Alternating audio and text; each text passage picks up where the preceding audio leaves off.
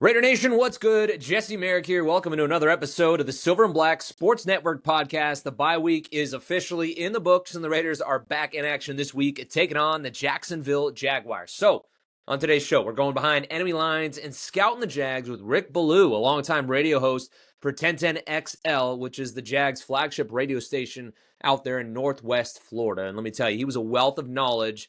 And we got into who the Jags actually are. They actually started 4-1, but have fallen on hard times the last couple weeks, dropping a pair of games. So who the heck are the Jags? We dive into that. We also talk Trevor Lawrence and where the Raiders can take advantage of him and his O-line. That's looked like Swiss cheese the last couple of weeks. Maybe it could be a big week for the Raiders D-line. We also talk about what Travis Hunter's role could look like coming out of the bye week for them. It seems like they're concentrating on a bigger offensive role for him. So how could they try to attack the Raiders with him and his crazy skill set? And that Jags defense, well, hey, look, it's seen its struggles lately. So where do Geno and company have their biggest advantage in this matchup? All that, plus my take on what newly signed wide receiver Tyler Lockett brings to the Raiders, coming your way on today's episode.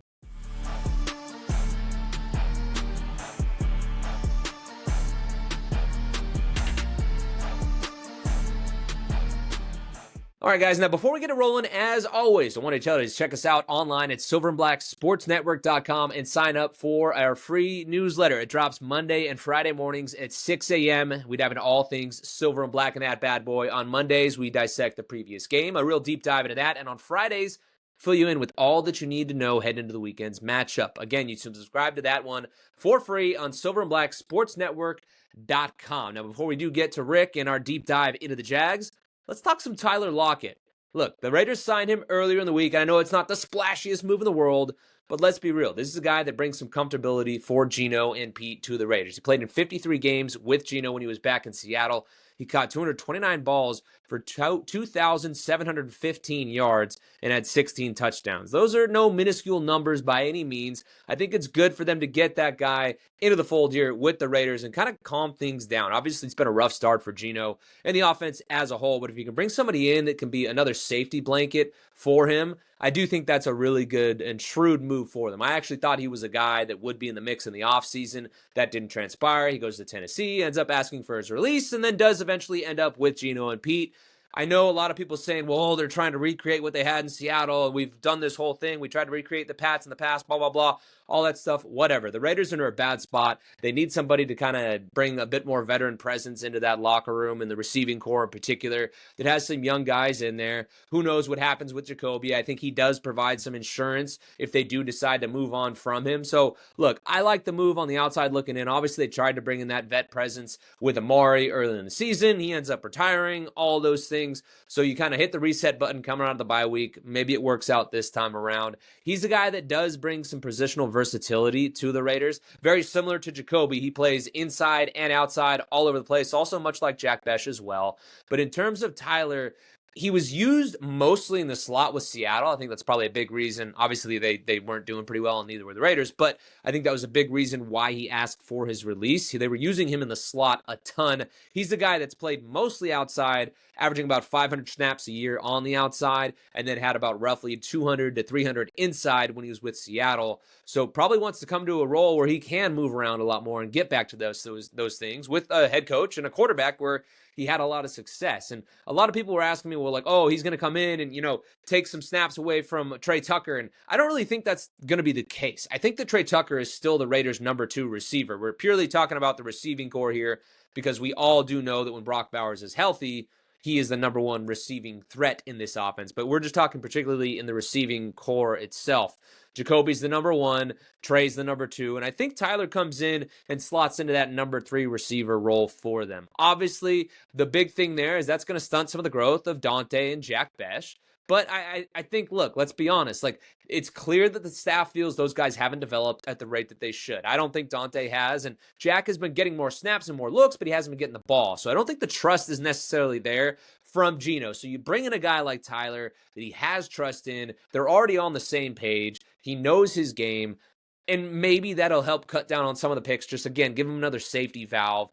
And also can help the other guys in that receiving core come along. And like I said, like it can kind of be, Geno's like safety valve, but also a fact of like he can help those guys to figure out what's going through Geno's head and stuff like that too. So I'm curious to see how it works out for him. Again, I think it's a bit of a insurance policy as well if they do move Jacoby, because like I mentioned, he's got that positional versatility both inside, outside. They can move Jacoby and he can kind of take over some of that role. Jack also plays a similar role as well in this one. So I think bringing that one in is good, because if you trade Jacoby out of there, you don't really love what you have in the lineup, in terms of your receiving core, just simply because you end up thrusting those young guys into a much larger role probably before they're ready. And I know a lot of fans, differ on that one, but just what I've seen when we were out there at practice and then the way it's kind of transpired throughout the year, I think it's clear those guys need a bit more time. Like I said, Jack's getting more looks. We haven't seen the usage in terms of like catches and stuff get up there for him. So I'm curious what Jack can do when he does get more of a look and more catches. This may stunt that growth. So from that regard, don't love it, but I do like adding a veteran presence into the lineup. Again, we will have to wait and see, how that all transpires. We're going to be actually catching up with Pete today, this afternoon, over at the facility as well. So we'll talk to him to see kind of what their vision is for Tyler Lockett. So stay tuned for that for us on my socials as well. Make sure and find me at Jesse SBSN. We'll be telling you what Pete has to say about adding Tyler back into the mix. We'll also talk to Geno as well. I'm sure he's going to love having him into the fold. But that's just kind of my take on what he brings. Again, to recap, I think he comes in as a solid number 3 option for the Raiders. Again, gives them insurance if they do end up moving on from Jacoby as well with the trade deadline coming up. So I don't mind the move. Again, not the flashiest, all these things in the world, but at least it comes in, adds another veteran presence into the locker room. Excuse me here, guys. For those of you listening, I'm sorry. I am battling the tail end of a cold, so the bye week kind of sucked for me. So every now and then got to kind of clear the throat here a bit and get back on track. But I think we'll be good by game day. It was a rough week or so there as the Raiders were off for me. But like I said, the show goes on. We got to keep cranking out content for you guys. So just to kind of wrap it all up, like I said, I think Tyler becomes the number 3 receiver in this offense. And I'm real curious to see what his usage is going to look like this weekend over there at Allegiant. It should be kind of interesting. Like I said, I think they're going to throw him in there pretty early due to his comfortability with Geno and Pete, and they want to get him involved, early and often, I would imagine. And again, we'll find that out this afternoon. But in the meantime, let's now switch our gears here and dive into the game against the Jags. And for that, we're going to turn to our interview with Rick Ballou. That's where we're going to dissect what the Jags bring to this matchup this weekend and all the things that you got to watch out for on Sunday over there at Allegiant Stadium. All right, Rick, thanks for joining us, man. Let's dive right into it, all right? So the Jags start off the season 4-1, then go and lose the last 2 games here heading into their bye week. How do you kind of wrap your head around the first handful of weeks for the Jaguars as they head into this game against the Raiders? They were able to run the football early, and that was huge. With Trevor Lawrence, he hasn't lived up to the expectations, but there's been 3 different coaches, there's been 4 different play callers, and looks like early on that Liam Cohen, who's always been a guy that's going to stress the run, did so a year ago in Tampa Bay. The fact that they were able to run the football really settled things down for Lawrence, and they were able to get some things going, particularly in the first quarter. In the last couple of weeks, they haven't been able to score early. They found themselves in catch-up mode and basically a one-dimensional football team. They were averaging well over 25 points a game the first 5 contests. Then, last couple of weeks are averaging only 9.5 points. So this is a team that has to start fast offensively. And, unfortunately for them, they haven't. They've also been hampered with a ton of drops. They lead the NFL in drops. Brian Thomas Jr. has not had anywhere near the season he had as a rookie. And they also lead the NFL in penalties. So that combination has not been good for the Jags the last couple of weeks. Yeah, and it seems like some of those penalties actually taken, touchdowns off the board as well. I mean, what's been the deal with that? Just kind of shooting themselves in the foot week in and week out now, it seems like? A lot on the offensive line, a lot of pre-snap penalties, a lot of motion, a lot of, there's been delay of games. It's really been problematic. And, it feels like they've done their best to take accountability with it. They haven't made excuses. They said all along that they have to get better. But this is a trend that happened even in preseason. I mean, during training camp, it was one of the most bizarre things I've ever witnessed, where they did about 40 snaps, and they would do it for a few weeks, where they would just line guys up, take the snap, and the referee would blow the whistle. They called it assignments and alignments. And so the effort has been there. You have a couple of new offensive linemen. You got a couple of new wide receivers. You have a couple of new backs. You have two new tight ends. It's been really frustrating for this football team because they have tried to address it, and it just doesn't matter on a week-to-week basis. It's a heavily penalized football team. Yeah, Raiders fans can relate to that. They've had their struggles with the officials over the years as well. I'm curious. You mentioned Brian Thomas in there. You know, the fact that he's at least going into the bye week was tied for the league lead in drops with 5 on the season. That's obviously very uncharacteristic for him, given the season he had as a rookie last year. Aside from the drops as a whole, like what's kind of been the issue with him this season? He got blown up in a preseason game against Pittsburgh, and a lot of people think that that's the primary reason, that he's hearing footsteps. He's he's a little bit gun shy. His route package, I go back about 4 weeks ago. I think he caught 5 of 7 routes, and they were all out patterns. Okay, and it was like, okay, the baby steps there was trying to get him back in, because a year ago, he did it all. And if you look at the numbers, he actually had more success with Mac Jones than he did with Trevor Lawrence. And you go back to camp, you see they bring in Diami Brown, they draft Travis Hunter, and you're watching these wide receivers, and it's like, damn, these two new guys, they feel like they're on more of the same page with Trevor Lawrence, and it's just not working with Brian Thomas Jr. I think it's a combination of things. He lost a dear friend over the summer at LSU, a big complication with the police, and unfortunately ended up taking his life. Some have wondered if that is the reason. I've had people say, is he jealous of all the attention that Travis Hunter has received? I wouldn't agree with that. To me, Brian Thomas Jr. is he's anything but a diva. He's a low-key guy, almost unassuming. I don't think that's it. I just think he's in a big-time slump right now. Some of the drops are so routine, and he just doesn't seem to be working as well as you would expect with Trevor Lawrence. So it's an ongoing situation, and Liam Cohen addressed it today. They're not going to trade him. I don't think you can get value for him. You're forced with fixing them. That's where the Jaguars are. So I've been making a big point on my show that for the last couple of weeks now, and it finally happened in the second half, before the bye in London, that Travis Hunter needs to get the most attempts. He needs to be the most targeted wide receiver now. And then maybe that'll open some things up for Brian Thomas Jr., and he'll be able to have some success as well. Yeah, it definitely seems like they're really starting to, focus more on, Travis Hunter and more on the offensive end more than anything. It seems like his snap count on defense has been kind of cut down. What does an offense, I guess, centered more around a Travis Hunter look like for the Jags? Well, we're still waiting on deep balls, and that's been hard. I mean, this is not a wrong number. They have been pressured 76 times in the last crazy. Game. It's nearly every drop.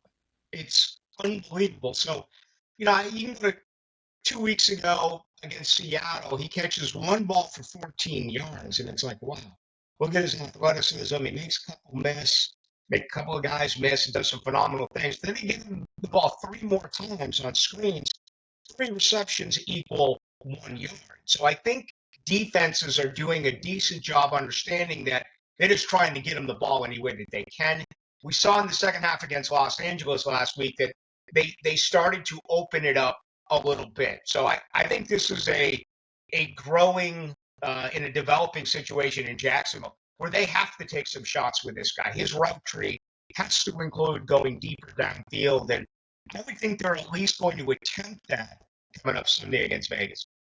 Yeah, well, you mentioned the offensive line. I mean, 76 pressures in 2 weeks is unreal. It does sound fake. You alluded to that. What's been the biggest issue with the offensive line? What are they struggling with most over those 2 weeks? Is it a lot of stunts or just blitzing and pressure? Are they not able to? Are free rushers coming up? Like, what's been the biggest problem there? It's been a combination of everything. There's been some success with some stunting. There's been some success with blitzing.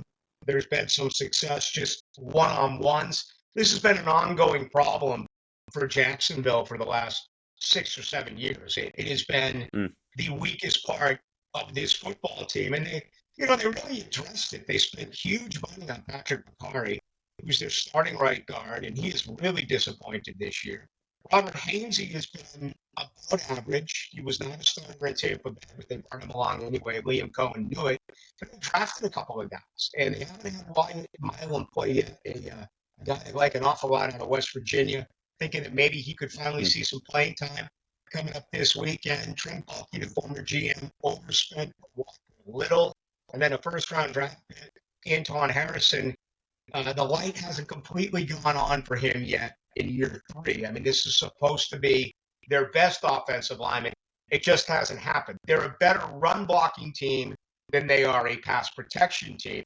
You go back to those first 5 weeks when they were able to have success running the football, they graded really well. The last couple of weeks, it's totally gotten away from them, and the marks are honestly just horrible. So that's going to remain a big deal, coming up in this football game and for the remainder of the year for Jacksonville. How are they able to fix this offensive line?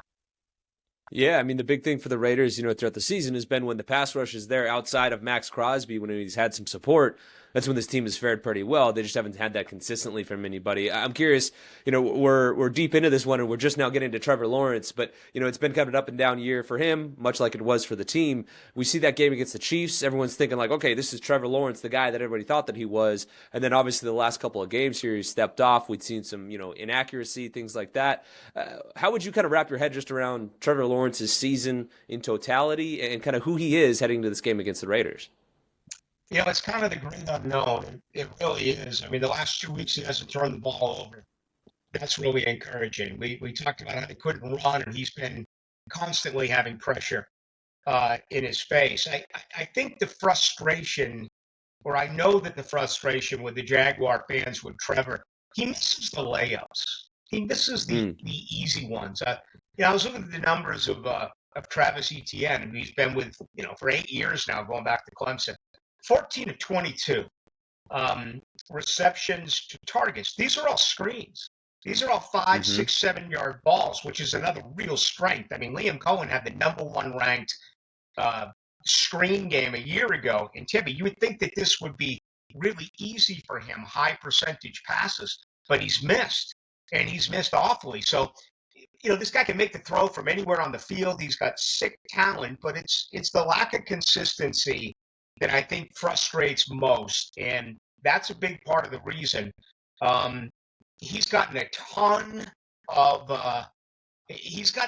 excuses that have been made for him, and I mentioned that a minute ago. It's valid, but it's also year 5, and this contract hasn't even kicked in yet. They're giving him $275 million, $55 million a year. He has got to improve. He has got to start to make these passes. And again, look at the drops. Look at the penalties. Look at the offensive line. I mean, there are reasons to say it's not all his fault, but I also think it's time that he needs to escalate this franchise. He needs to take them to another level and start to get to where he was supposed to be, which was a top 5 quarterback in the NFL. I mean, right now, at best, he's in the late teens, maybe around 20 as a starting quarterback. So, yeah, they expect improvement out of him. I've seen a little bit more as far as leadership with Trevor Lawrence, actually get nasty a little bit, which is kind of cool, because that was the biggest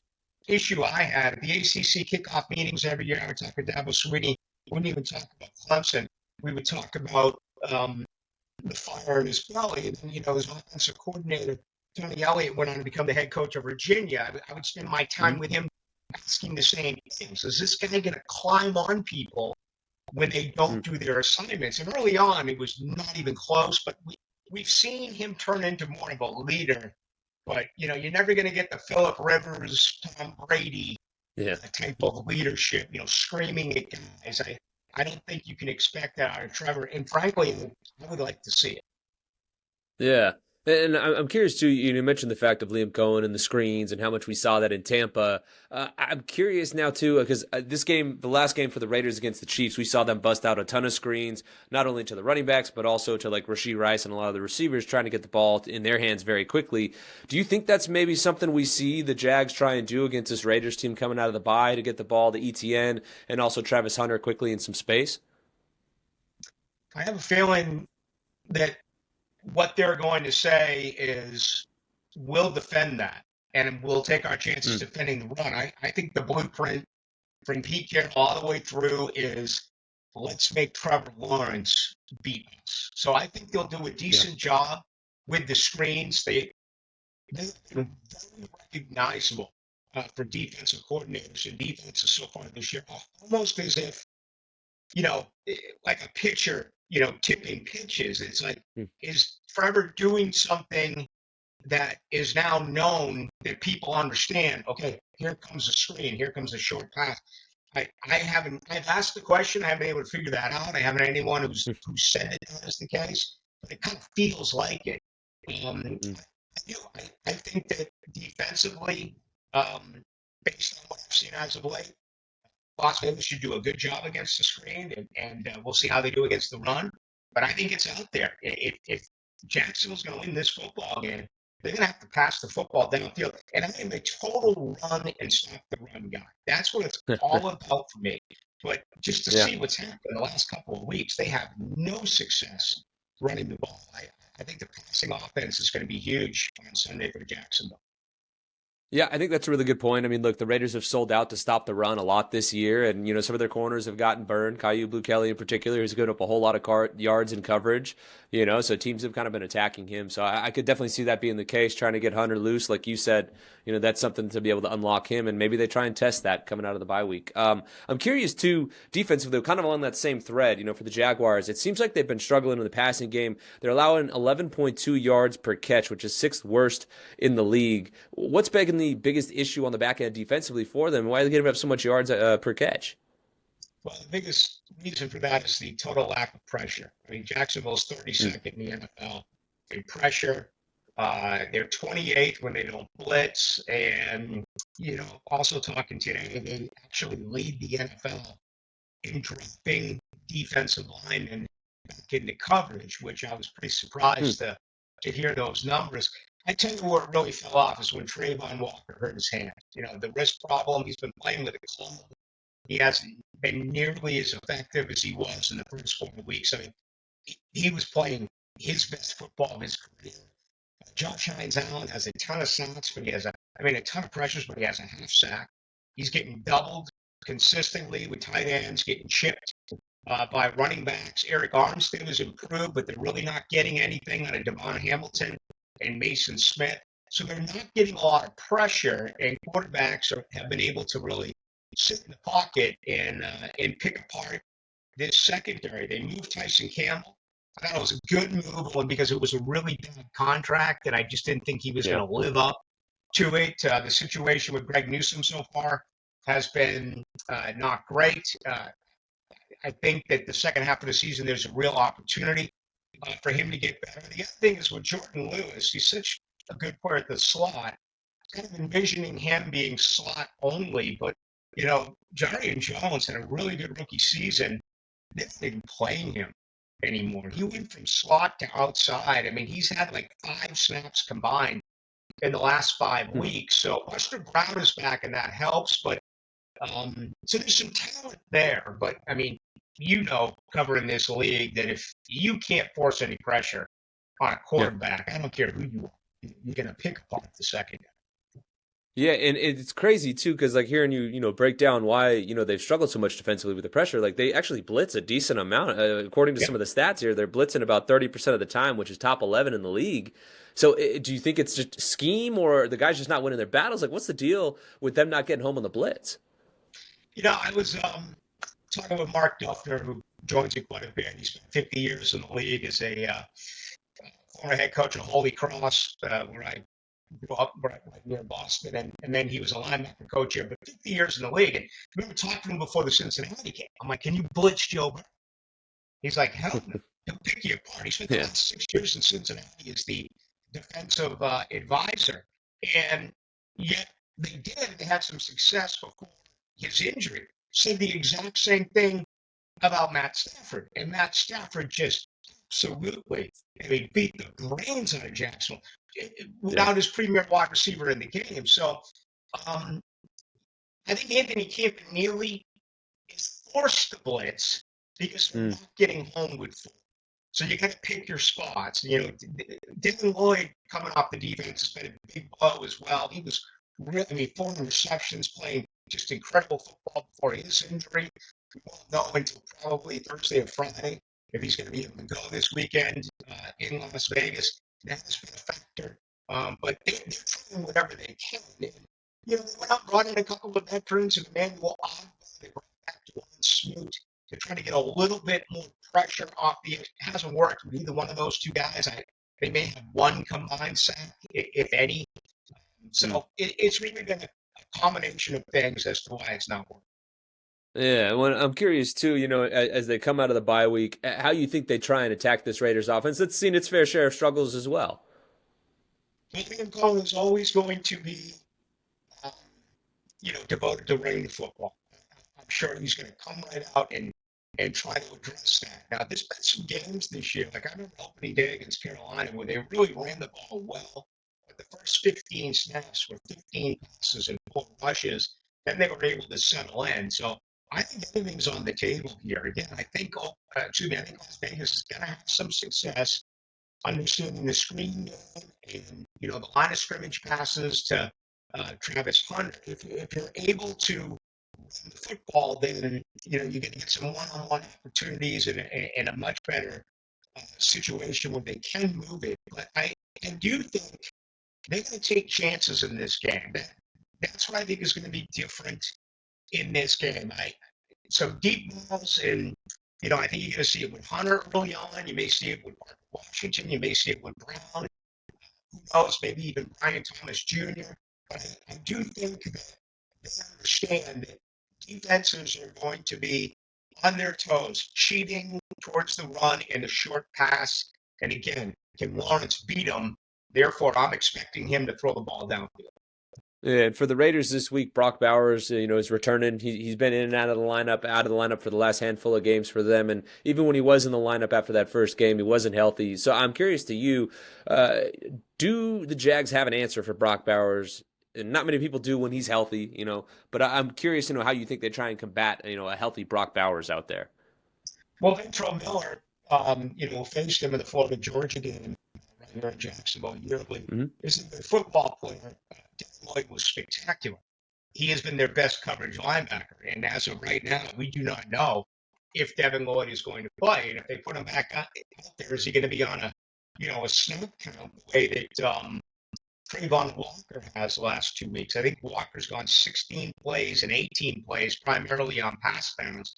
But it's so hard to cover great tight ends anyway in this league. That's another missing element. Brenton Strange was really beginning to develop into his zone after the team said goodbye to Evan Ingram, not only as a pass catcher, but one of the more underrated blockers in pro football.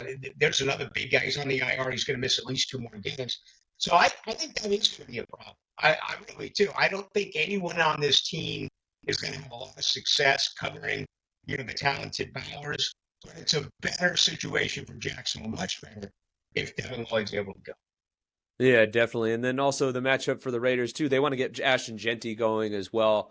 How do you kind of dissect that matchup with the Raiders rushing attack with JEANTY versus this Jags defense in terms of trying to stop the run? I think I'm the only one in town who voted for JEANTY for the Heisman and not Travis Hunter. And my reasoning was, as great as Travis Hunter was, and I watched all those Colorado games, I'm a Florida State grad and just a big fan of Deion Sanders. I went to school with him. But my reason was, if Travis Hunter played for Boise State, they weren't going to college football playoff. Okay? And if ASHTON JEANTY actually went to Colorado, I just wonder how much better they would have been, even though they did have Shedeur Sanders. Anyway, I still take a little heat for that. Very talented guy. Jackson's had a good year against the run. They're allowing just over 91 yards a game. Now, you can always cook books a little bit. Jacksonville was still in 4 games, so teams are going to become somewhat one-dimensional. In the second half, they're playing catch-up, and they're going to have to pass it as opposed to running. But I'm looking forward to getting there. This is the only NFL stadium I've never been to. So, and seeing him in person, this should be a lot of fun. I think Jacksonville has an opportunity to have some success here. I also wouldn't be shocked if JT's able to break a long one at one point in this game. Yeah, I mean, look, when he's had, some vision and they've been able to see the field, because early on in the season and for a handful of games, he's been hit right as he touches the ball. That for a Right. while there, the Raiders averaged like 0.6 yards before contact. So if they give JEANTY some room to run and see the defense, he's been electric, and more often than not, he makes the first guy miss. So you'll get a taste of that for sure when you're able to come out here and check him out. I mean, it has been exciting when he is able to kind of have some room to kind of get a head of steam going there. Lastly here, Rick, I'm curious for you, what happens in this game is why, as you kind of dissect the entire matchup here. I know it's still early in the week, but who do you think wins and why? It's the injury report to me is going to be mammoth, and we just went through it. I mean, there really is with Walker and Lloyd. That makes a big difference for Jacksonville. If Yeah. they're able to go, this team had 14 takeaways. They went 3-3-3-4. 13 takeaways in their first 4 games. They had zero in the last 2 weeks. That is huge. That makes a tremendous difference. I think that you can just look at that statistic Sunday afternoon and say, this is who won the game, who turns the football over more.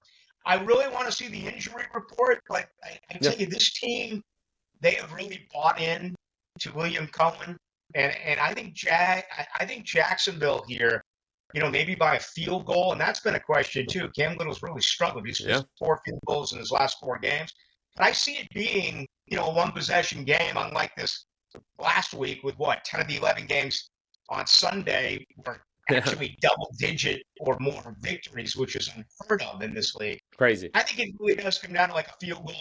I think Jacksonville can go in there and win again. Yeah, I mean, look, it's a big game for both teams coming out of the bye, that's for sure. Obviously, for the Jacksonville to be able to get back on track after the 4-1 start, dropping the last 2, and for the Raiders just to be able to show their fans that they got something to build off of coming out of the bye week. I'm curious to see how it all does shake up there on Sunday. Before we get there, though, Rick, tell the folks at home where they can find your work if they want to catch up on you and do a little more recon on the Jags before they come to town. Yeah, absolutely. 6 to 8 night on 92.5. FM here in Jacksonville. You can also get me on Twitter. Just go to Ballou1010XL and have a lot of fun on there. And it's cool being here in Duval. But looking forward to getting back to Las Vegas. That's always a blast. So see you out there this weekend. Yes, sir. Yeah, Vegas is a great place, man. I'm excited for you to check out Allegiant. Thanks again for the time. Thank you.